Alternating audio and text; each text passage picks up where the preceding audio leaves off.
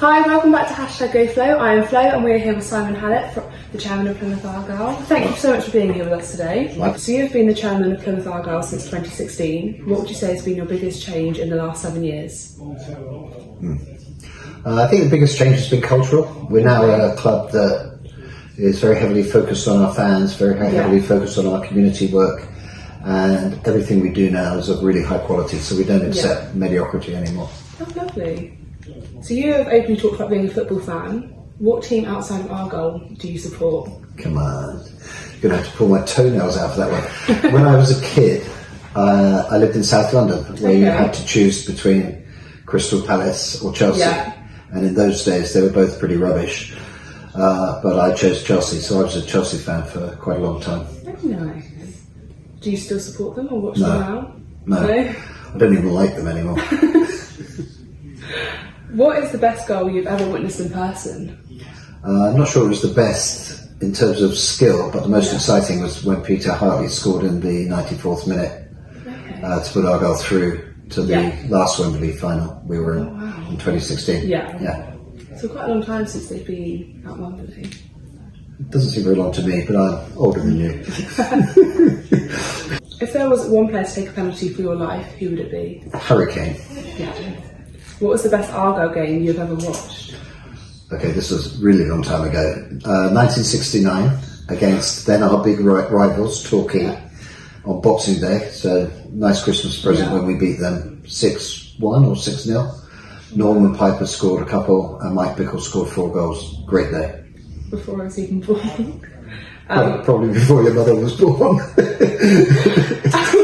What do you like to do in your free time? Hang out with my family. Jane and I have 5 grandchildren, another one on the way. And my kind of biggest hobby, if you like, is fishing, but I don't do as much as I used to. So I guess I spend most of my spare time reading books. Okay, so what would you say is your favourite fishing destination? Patagonia in South America, My granny is very big on fishing, and she lived in Scotland for years. She used to go there every May for a month and would just fish. So I fished all over the world, but never in Scotland. Have you not? Too many bugs biting you. I've only fished once in Scotland, but it was buggy.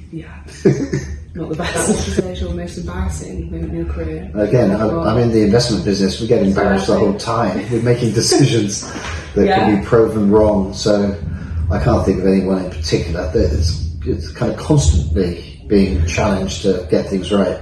And if on balance you get things right, you do well. But most of the time, you're embarrassed by the foolish mistakes you make. What does your first hour of your day look like? Mostly lying in bed wishing I could get up. There's usually coffee and the newspapers in the first hour. Lots of coffee and lots of newspapers. Lots of coffee. What made you want to be involved in football? I don't particularly want to be involved in football. I want to be involved in Plymouth Argyle. So I used to live in South London, as I said, and we came here when I was about 10. And I saw my first Argyle game a couple of months after we arrived, and I became an Argyle supporter. So I don't want to be involved in football other than in Argyle. So it's about Argyle. What advice would you give to someone who's dreaming of becoming a chairman of a football club? Don't. Make sure you've got a big bank balance. It's actually very. I mean, it's been great fun. I've loved it, but it's been expensive. It's risky.